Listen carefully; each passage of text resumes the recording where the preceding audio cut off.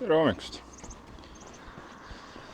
Kell on 8:39 ja jalutan Acuardas siis uuesti Porto poole. Siin inimestega suhtlemine on ikka üks üllatav asi. Just nimelt selles mõttes, et ennem siia Caminole tulekut ma pigem alati hoidsin omaette, pigem ei alustanud vestlust. Aga just seal samas hostelis ühel tüübil oli koti küljes mingi kaamera rakendus. Tundus, et sel hetkel tundub, ma pärast sain teada, et tal on Osmo, sama kaamera nagu mul. Ja siis kohe hakkasime juttu ajama, et las ta siis näitab mulle seda lähemalt.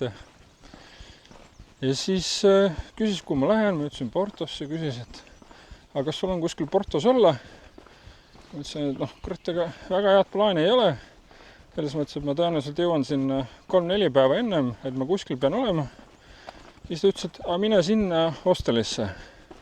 Tuleb välja, et ta on mitu aastat töötanud ühes hostelis vabatahtlikuna. Väga soovitas seda, piltide pealt tundus kena. Vahetasime kontakte ja ütles, et kui sa sinna hostelisse lähed, mine ütle, et said Gabrieli kokku, et Gabriel saatis, et siis kõik teevad. Mis nii viga? Nüüd mul enam ei ole seda muret, et kus ma seal Portos olen või mis ma teen, et bookingust vaatan mingi hotelli või tean täpselt, kuhu minna, mida teha. Ja hostelis pidi ka niimoodi olema, et need, kes seal kohapeal on, need siis pigem neid uusi tulijaid käivad ka ja linna peal kogemusi näitamas ja saamas, et mingid küsimused, kuhu minna, mida teha, et siis seal pidi olema nagu väga abivalmid ja kaasa mõtlema. Jälle, poleks üldse seda juhtunud, kui oleksin lihtsalt mööda jalutanud, oma asjadega tegelen. Aga polnudki rohkem vaja, lihtsalt öelda, et tere, ole hea, näita mulle, mis sul seal kohti küljes on. Ja oligi kõik, sellest sai 20-minutiline vestlus ja nüüd on kontakt olemas ja plaan ka kuhu minna.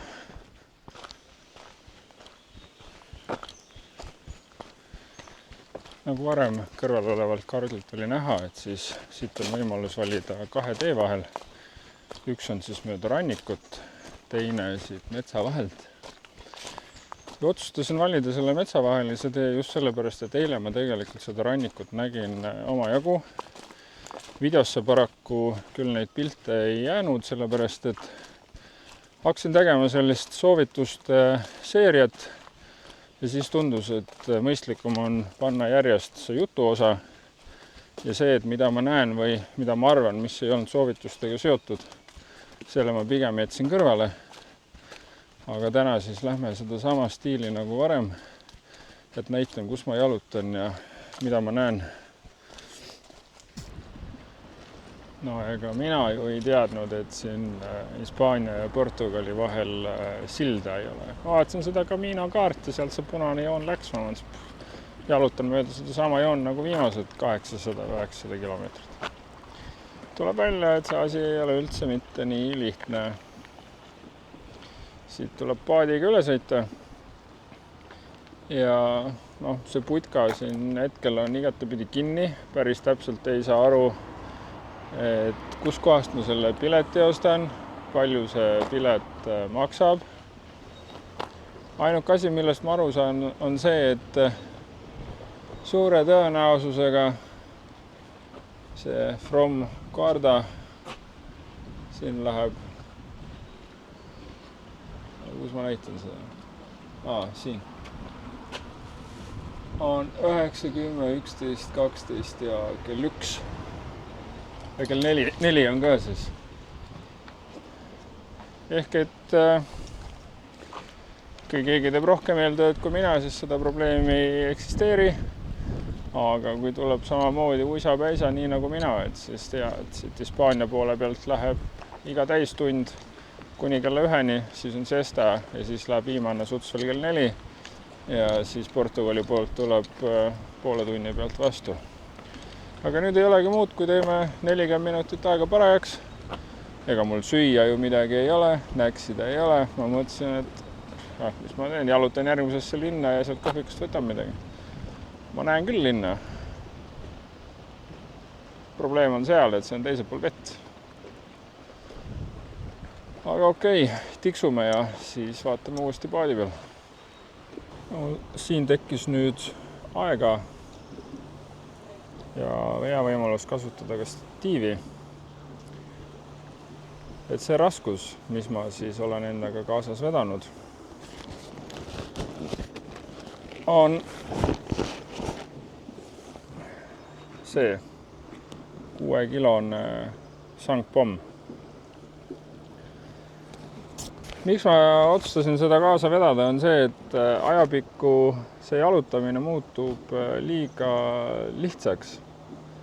Ma arvan, et see on ka selline hea metafoor elule, et kui sa iga päev teed midagi, siis keha ükskord sellega harjub ära ja siis on selline paigalseis. Et alguses, kui ma hakkasin Prantsuse teed jalutama, siis jalutasin 15 kilomeetrit, jalad tulitasid, järgmine päev 20 kilomeetrit, vahepeal isegi teipisin oma jalgu.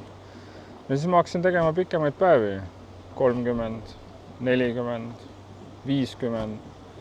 Ühel juhul tegin 72 kilomeetrise päeva 18 tunni jooksul. Siis ma mõtlesin, et mul on 25. läheb lennuk, et kui ma midagi ette ei võta, et siis selle sama tempoga jätkates mul on lihtsalt nädal aega, ma pean seal Portos nagu tühja vahtima, sellepärast et see jalutamine oli lihtsalt muutunud juba niivõrd kergeks.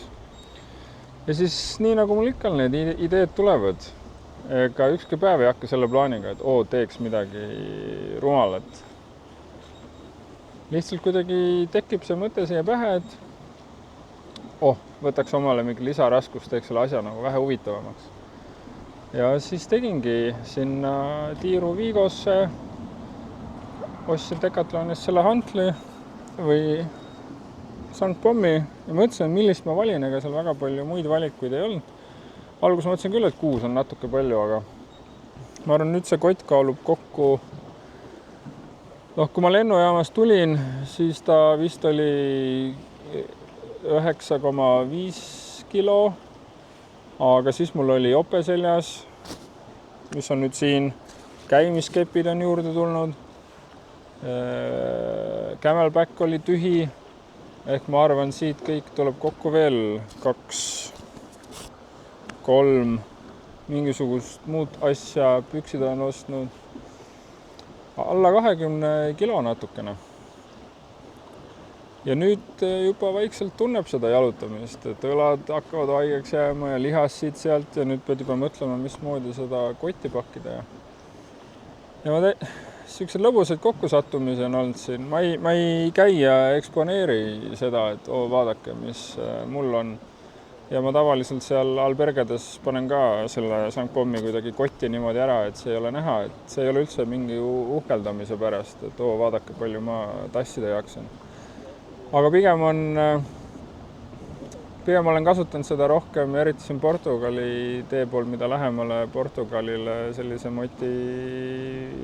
motiveerimisena, et ka täna hommikul oli niimoodi, et inimesed olid seal 100 natukene peale veel jalutanud, 160 on veel minna ja ütlesid, et siit valutab ja sealt valutab ja ei tea, kas jõuavad. Ja siis ma rääkisin neile oma seda lugu, et ma tulin samamoodi ja esimesed nädalad mõtlesin, et ma saadan oma jope ära, et mida kurat ma sellest kaasas vean. Ja siis ma mõtlesin, et ma need käimiskepid saadan ära, et jumala sile maa, mida ma tassin nendest. Ja siis mul on see magamiskoti vooder, täpselt samamoodi mõttetult tassin kaasas. Aga mingil hetkel see raskus ei olnud enam nii raske, keha harjus ära sellega ja enam pole ville, pole jalgadega probleeme. Ville pole mul üldse olnud, aga et ei tekigi neid ville või seda õõrdumist. Ja siis nüüd ma olen jõudnud siia, kus mul on 6-kilone sangpomm kotis. Lihtsalt sellepärast, et teha asja natukene mõnusamaks. Ja ma olen pakkunud inimestele, et nii vähe, kui palju ma nendega sest räägin, et vean suga 50 euro peale kihla, et sa ei arva elu sees ära, mis mul kotis on. Ja ma olen suhteliselt kindel, et siin praegu kõikide inimeste peale, kes siin Caminol on, kõik need 3000 inimest, kes iga päev väidetavalt Santiagosse jõuavad, et mitte kellelgi peale minu ei ole seda sangpommi. ma ei saa seda 100% kindlalt väita, aga see tundub täiesti nii totter asi, et ma oleksin väga üllatunud, kui keegi... No, okei. Ma ise ju teen seda, see tähendab seda, et minusuguseid on veel ja kindlasti keegi tuleb sellele samale mõttele. Aga neid on tõenäoliselt väga vähe, mis on täiesti okei. Igal ühel oma. Aga igal juhul jah, siit saame siis selle YouTube'i thumbnaili. Lähme nüüd selle Sangpommiga Portugali. Teeme selle reisi sellega lõpuni. Vaatame, kas me siit lennuki pagasi kaalunormidesse ka mahume või mitte. Loodame, et mahume.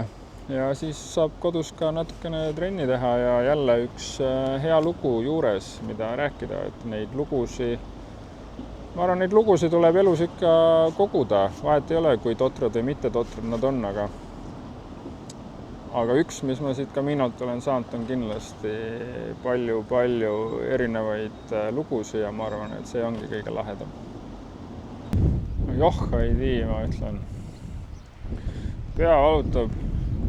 Kõht on tühi, 40 minutit olen tühja passinud, ootan, et kell saaks 10. Kiikan teisele poole, et kas see suur praam siis juba liigub või ta ei liigu. Vahepeal paar väiksemad tuleb küll, aga no, mina ei tea, et tassivad nad kohalikke või kottidega inimesi pole väga näinud. Võib-olla ma istusin halva koha peal, et ei näinud. Igal juhul, kell on 10, praami pole, seal on mingisugune kohvik, lähen uurima. Sinna minnes näen küll, et on mingid punased sildid, et teenus on nagu peatatud, aga kogu see asi tundub seal nagu selline, et noh, on ja ei ole ka, samas kohvik on. Ja inimesed kuidagi peavad ju tulema. Lähen siis küsima, ütleb, et no see sama plagu, mis ma ennem näitasin, et mine sinna kodulehele või kirjuta WhatsAppi. Lähen kodulehele. Tänaseks päevaks piletit broneerida ei saa, et on alates homme ja nii edasi järgmised päevad. See mind väga ei aita. Siis seal on WhatsAppi number, kirjutasin neile, et kas praam sõidab. Tuleb automaatne vastus selle sama kodulehega ja rohkem mitte midagi. Küsisin teenindaja käest siis, et samamoodi räägib, et näed, mine võta sealt pilet on ja siis ma räägin talle, et kurat, et kell on 10, näed, siin on kirjas, et 10 tuleb praami pole.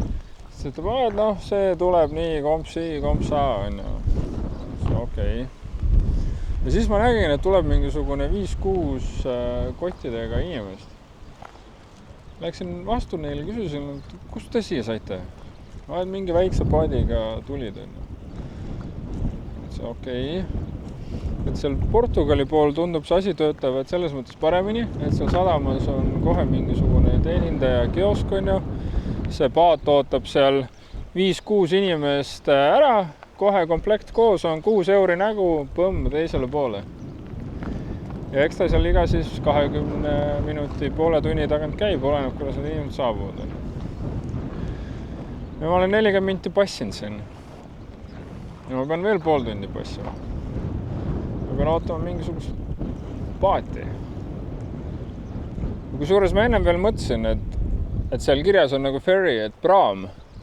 Ja ma nägin ühte seda valget praami seal sadamas seismas teisel pool. Mõtlesin, kurat, et ma tegin mingisuguse keelevea, on ju, et oleks pidanud ütlema praam.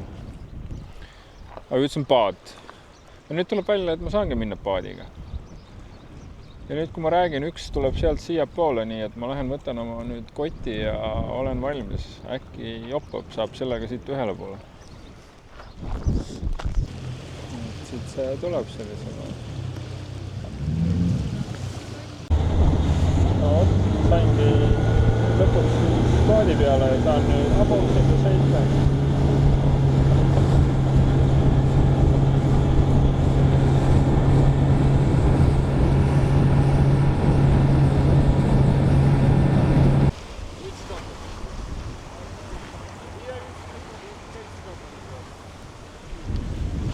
No, tere tulemast Portugali. 3. riik. Algus Prantsusmaalt, tipa-tapa läbi Hispaania ja nüüd otsapidi siin. lahe, paneme edasi. Siin tundub, et ikkagi see praam tegelikult läheb või siis ei lähe, ma ei saa aru. Siin tulevad inimesed ratastega. Need 3, kes seal ees ära jalutavad, need proovisid minna selle sama paadi peale, kus mina tulin. Millegi pärast see neile ei sobinud. Ja nüüd siin need ratastega inimesed jalutavad siin selle praami ääres. Huvitav, kas need siis aetakse selle sama, no miks mitte, eks nad pakivad peale ja okei.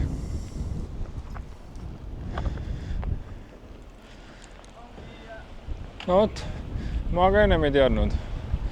Nüüd tean. Selliselt töötab see asi siin.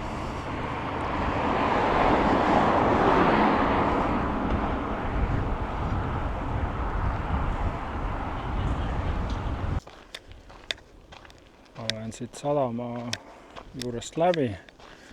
Panen kaardi ka siia kõrvale. Siit vahelt viib väike selline mõnus metsateeke, ennem kui jõuame jälle rannikule ja vaatame, milline see seal siis välja näeb ja kas see tee on kuidagi erinev sellest, mis oli Hispaania poole peal. Praegu on veel päris raske, see nii keele peal on kogu aeg see hispaaniakeelne gracias. Aga siin Portugalis on see asi ju natuke teistmoodi. Ja ennem kui söömas käisin, siis tundsin, et esimestel nädalatel oli natuke mõnus see elevus, et sa lähed sinna baari ja sa ei tea, mida tellida ja näitad näpuga. Siis nüüd on juba niimoodi mõtlen, et kurat, järgmine kord, kui ma tulen pikemaks ajaks kuskile riiki, siis ma võtan oma iseenda seda soovitust kuulda, et teen paar tundi üks-ühele õpet mingisuguse kohalikuga, õpin olulisemad väljendid, natuke kultuuri, mida kust oodata. Et see väike asi teeb selle asja niivõrd palju lihtsamaks. Praegu tekib selline lolli turisti tunne. Et võiks ju kogeda seda 80%, aga mitte 20%. Et võtame kas või kogu selle toidukultuuri. Kui sa mitte midagi selle kohta ei tea ja lähed näpuga näitad kogu aeg oma selle mingi saiakese pihta, sööd seal nädal aega krossanti ja siis tuled ära, et Vahemere riik, Vahemere, on Vahemere. Vahet ei olegi, igal juhul mingisugused kalmaarid ja mereannid ja muud asjad ja sina järad oma krossanti. Et see on see mõte, mis ma tahtsin edasi anda. Tundub selline populaarne rannajoon olevat. Päris mitu surfarit on vastu tulnud, inimesi liigub, kämpereid, busse.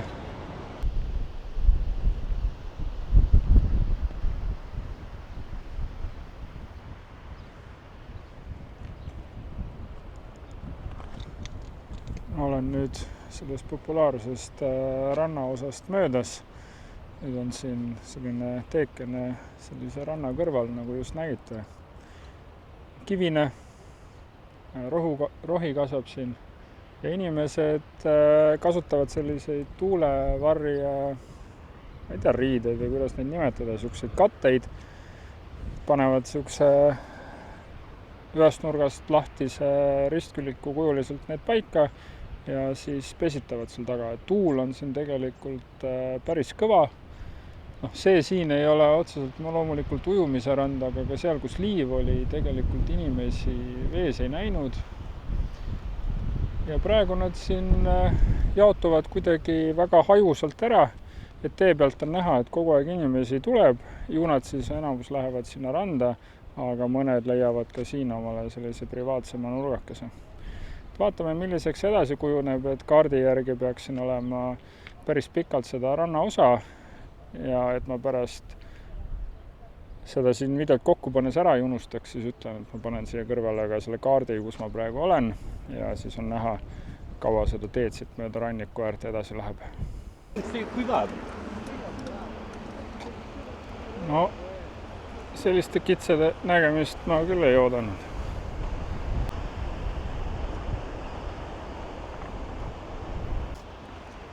aga ju nad tunnevad ennast siin kivisel pinnal ja seda kahtlast rohtu süües päris hästi. Muidu nad siin ju ei oleks. Need, kes seda Portugali teed õiget pidi teevad, siis siin rannas leidsin sellise plakati. See siis näitab ära, kus kohast lähevad need paadi ülesõidud. Mina tulin siit sellega ja siin on see linnaosa, aga see Camino tee läheb siit läbi ja ta tuleb siit alt. Siit on võimalus kohe otse üle minna või siis on siit natuke võimalus linna jalutada. Selle reservatsiooni kohta ma ei ole kindel, see ei tundunud, et ta on vajalik, sellepärast et need opereerivad seal vajaduspõhiselt, nii kui inimesed tulevad, nii nad lähevad, see ülesõit võtab seal, ma ei tea, 5 minutit, et edasi-tagasi seal iga 15 minuti tagant ma kujutan ette, kui rahvast on, et käivad nagunii. Lihtsalt küsimus on nendes kellaaegades, et mis kellast nad tööd alustavad ja mis kellast nad oma töö lõpetavad. Et kui keset päeva tuled, siis tõenäoliselt ei ole hullu, aga kui liiga vara või liiga hilja, et siis võib mingisuguseid küsimusi tekkida. See on üks pink küll pika aja vaatega, mida ei ole vähemasti Prantsuse teel näinud. Hispaanias mõned sellised võimalused olid, aga sellist istumise kohta isegi kui oli, siis ma jalutasin mööda. Aga kell on peaaegu saamas 2, nii et on paras aega välja mõelda. Kus me siis Alberge leiame, palju me veel jalutama peame ja mis plaan edasi välja näeb? Siin on ikka päris tuuline ja minu jaoks tuul ei ole üldse soe. Enam meenutab seda samasugust tunnet, nagu oli Pyreneede mäestikes. Kohalikud käivad siin teesärgi väel. Tundub, et neid see tuul üldse ei häiri, aga ma pean oma kõrvad kinni katma, et muidu puhub peale ust niimoodi läbi see tuul. Igal juhul Portugalis on kell veel rohkem tund aega taga, ehk kell ei ole mitte 1 läbi midagi, vaid kell on 12 läbi midagi. Juhuslikult siin 2 mingi kilomeetri kaugusel natuke vähem on selline suurem asul. Seal on mitmeid majutusvõimalusi. Siit edasi, võib-olla järgmine on seal 4-5 kilomeetri pärast ja siis sealt veel mingid kilomeetrid edasi. Et ma olen kella 8 juba teel ja minu aja arvamise järgi kell on saamas 2 ikkagi, et siit veel jalutada. Aga eilne õhtu oli ka võrdlemisi lühikene just tänu sellele pikale videole, mis ma tegin. Kui ma päeva alustasin, mul pole tõrne aimugi, et palju ma neid mõtteid kokku saan, aga lihtsalt jalutasin ja rääkisin. Lõpuks tuli üle 65 neid, ehk need on seal eelmises videos. Loodan, et on kellegile mingisuguseid kasulikke mõtteid. Aga mina siit siis praegu hakkan otsi kokku tõmbama.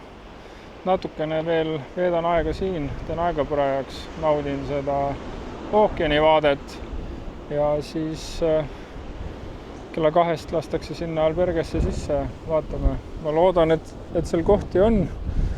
Vaevalt, et seal kõik ära broneeritud on ja kinni on, seda enam, et ma olen üks esimeste seas, kes sinna jõuab. Ja siis vaatame, mis edasi selle päevaga peale hakkab, et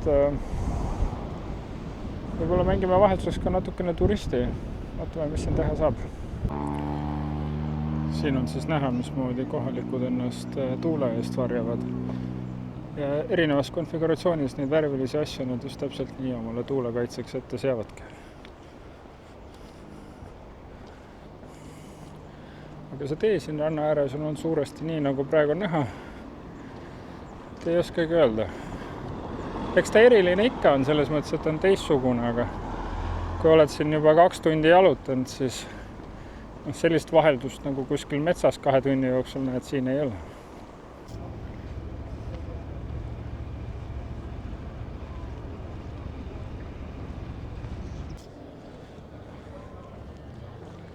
Mingisugused korvikesed ja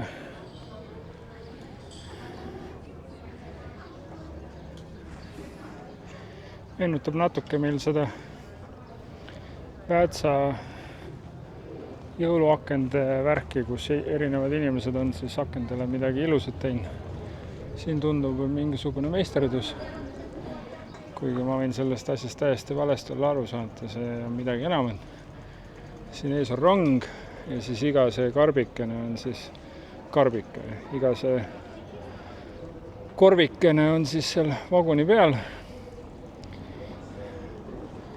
Ja siin on siis kirik ja neile need punased lilled meeldivad, ma vaatan. Ja nende valged variatsioonid. Aga siit on Albergani veel 1,5 kilomeetrit minna.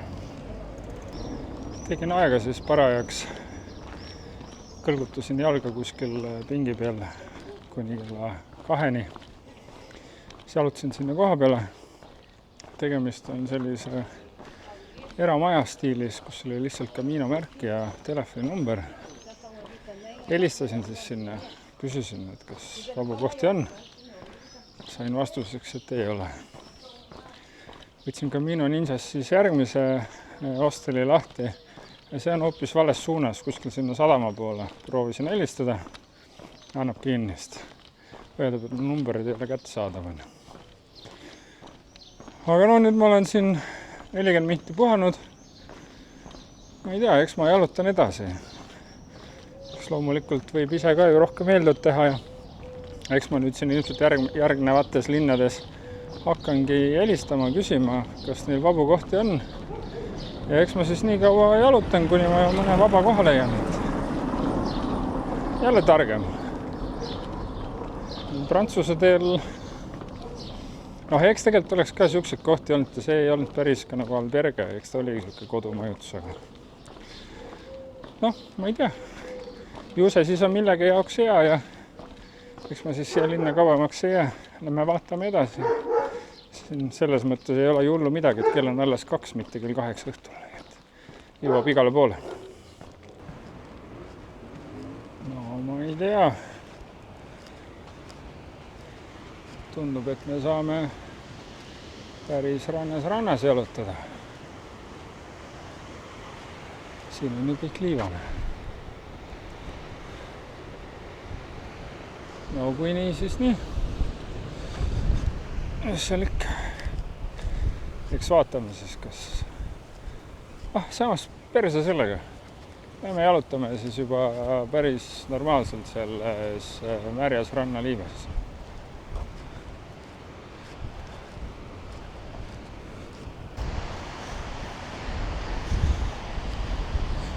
Nüüd saab siis öelda, et ma olen ka palju seda Caminot jalutanud. Me teeme siis jalad ka juba märjaks, kui me sinna.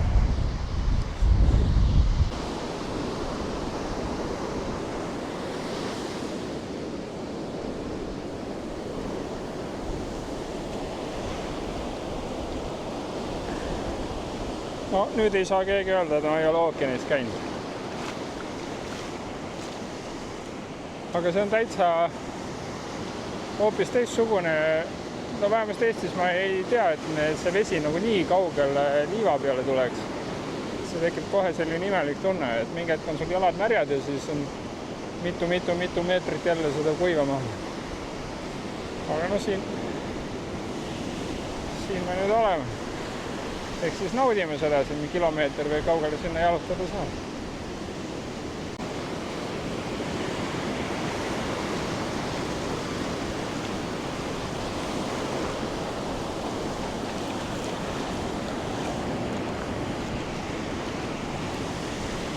Kuigi päris raske on seda laine sügavust tabada, et mõned lained tulevad nagu kaugemale, et jalad saavad natuke märjaks ja siis põmm on sul vesi nagu pooleks äärde. Lained tulevad ka siin erineva hooga.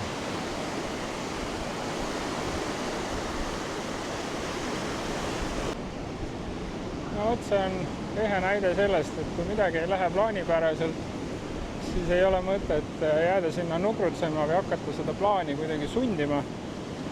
Et oleks ma jäänud sinna linna, oleks otsinud mingisuguse teise hosteli ja siis ma ei oleks elu sees niimoodi siia randa tulnud ja homme ma oleks mööda teed edasi läinud. Või isegi kui see tee oleks siia randa toonud, siis vaevalt, et ma oleks viitsinud siin niimoodi vees jalutada, et siis ma oleks tossudega võimalikult kiiresti esimest normaalset teed tagasi otsinud. No aga nüüd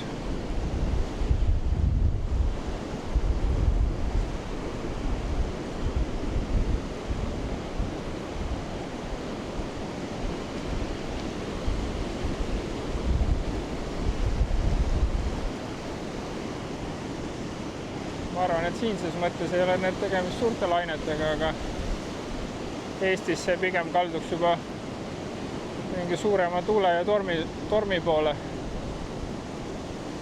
Võtan sellegi väikese võidu siia tänasesse päeva. Ma siin rannal jalutades komistasin otsa Lääne-Euroopa vetes tavalisele pruunvetikale. See näeb siis välja selline. See alumine ots on siis kinnitusketas või selline juuretaoline osa ja see siis kinnitub tavaliselt kividele, mis on merepõhjas. See ei ole küll päris juur, aga see täidab sarnast funktsiooni. Sellele järgneb siis rootsutaoline vars ehk siis lehetugi. See on siin sees. See siis ühendab seda kinnitusketast vetika lehtedele. Ja siis lehed, ja need on lamedad ja laiuvad vees ja ma kujutan ette, et need siis peaksid olema need. Et siin on siis näha, et on natukene eraldi sellest juuretaolisest osast. Ja pärast siis tugevamaid torme, need võivad siis seal põhjast lahti reveneda sellest juurekettast ja siis need uhutaksegi sellise moel randa. Siin on siis näha, kuidas rannakarbid kasvavad, ma ei tea, kas need kasvavad, on kinnitunud siia kivide külge. Ja neid on ikkagi siin omajagu.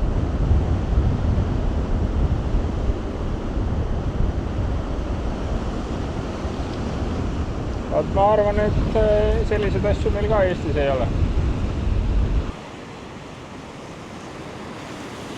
Siin on siis tegemist alaga, mida valvavad rannavalvurid. Ja ma arvan, et need lipud äkki siis tähistavad seda vahemikku, kus siis on okei vette minna. Samas ega ma ei tea ka, aga mida muud need siin tähendada võiksid. Igal juhul punased, kollased lipud on. Mingisuguse ala nad ära markeerivad. Rannavalve selle ala keskel siin istub. Kõlaks ju loogilisem. See rannaliiv on siin erakordselt nõme. Mul ei ole ühtegi head viisi, kuidas seda siin kaamerasse püüda. Aga ta on sellise väikse kallaku all. Ja ta on selline, mis minu raskusel, kuna mul on see raske kott ka seljas pea 20 kilo, ma arvan, pluss oma kaal, siis on täpselt niimoodi, ma panen jala maha ja nii kui hakkan toetama, siis kanna alt libiseb ära. Mitte terve jala alt, vaid just kanna alt. Ja siis see jalg raskusel kogu aeg käib niimoodi nurga alla, mis teeb selle käimise võrlemise ebamugavaks ja ka natukene ohtlikuks. Võtsin nüüd aja ja mõtlesin, et püüan ka videosse selle, kuidas ma sinna Albergasse helistan ja küsin, kas neil vabu kohti on, aga juba oli meelest läinud selleks ajaks, kui see tehtud oli, võib-olla järgmine kord. Aga ma märkasin siin selliseid taimi. Et siin on üks selline lillakas, õis ja ta kasvab siin mööda maapinda ja eemal kaugemal on kollakad.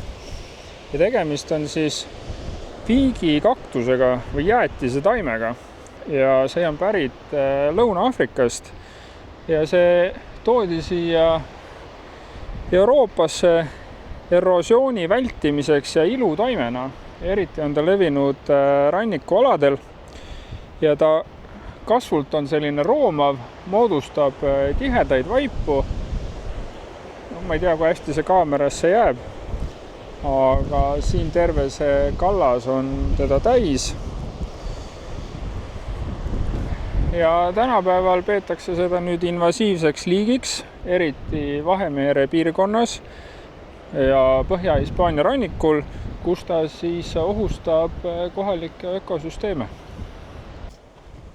Siin Portugali poole peal on vaheldust rannas, mida Hispaanias ei olnud. Hispaanias oli ainult promenaad, suures osas, mingid üksikud metsateed seal olid ka, aga siin praegu on nüüd tee läinud täiesti ookeaniäärsest liivarannast selliseks liivaseks võpsikuks,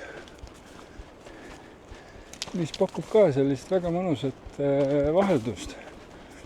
Et jälle on midagi natukene teistmoodi, midagi vaadata, jalal teistmoodi astuda. Mulle selline vaheldusrikas nagu väga meeldib, et ei ole 10 kilomeetrit järjest kõik see asi ühtemoodi. Ja seda ma saan öelda, et siin Portugali teel üleüldiselt, ma olen seda varasemates videodes ka mitu korda öelnud, on ikka minu meelest rohkem kui Prantsuse teel. Oh, fuck.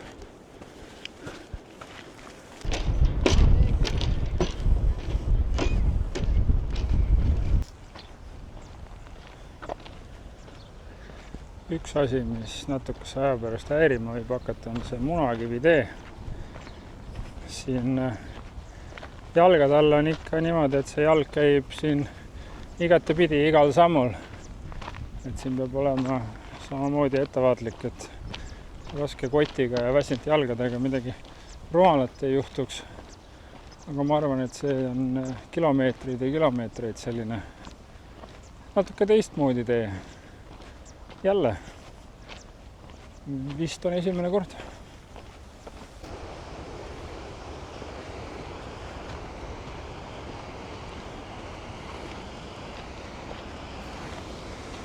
Mööda sellist kitsarada on siis võimalus siin ookeani kõrval mul praegu jalutada.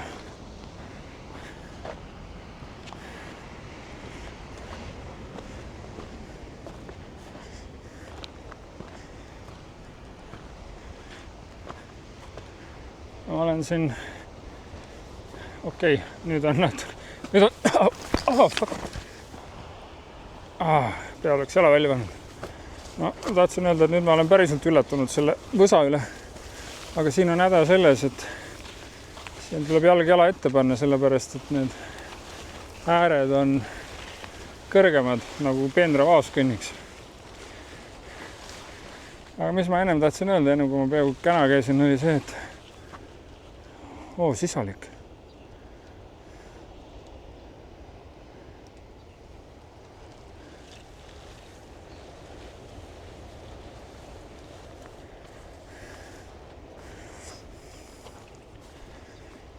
Ma tahtsin öelda, kui ma peaaegu käna oleks käinud, oli see, et nüüd oleme juba päris palju jalutanud. 25-6 päeva. Ja ikkagi see Portugali rada ikka veel pakub sellist vaheldust, et jah, siin võib-olla 1-2 päeva on niisugust natukene küsitavat, aga kui pärast kogu seda aega ei ole nagu seda tunnet, et oleks igav või üksluine, siis see midagi ikkagi tähendab. Järgmine sisalik.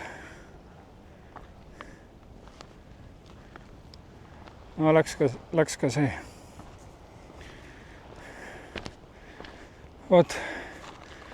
Aga ma olen kohe jõudmas Alberga juurde. Mis kohe. Kohe 800 kilomeetri kontekstis. Tegelikult on siit veel mingi 40 mintsa minna, mõni kilomeeter, aga põhimõtteliselt kohe kohal. Nii kui kaamera ära panin, see tee sai otsa ja nüüd on jälle selline metsatee ja ma ei imestaks, kui varsti olen jälle rannas. See ongi see sama vaheldus, mis ma siin Portugali teel mõtlen.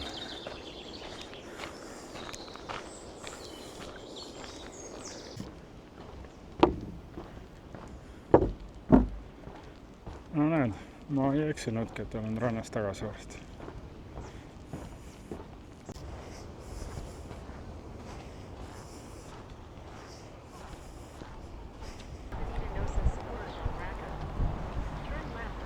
Olen kohe kohal.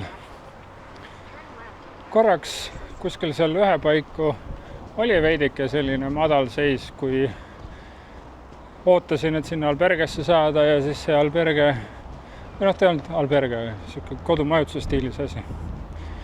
Seal õnneks ei läinud siis. Pole midagi muud teha, kui hakata minema ja nüüd on kell 3:45.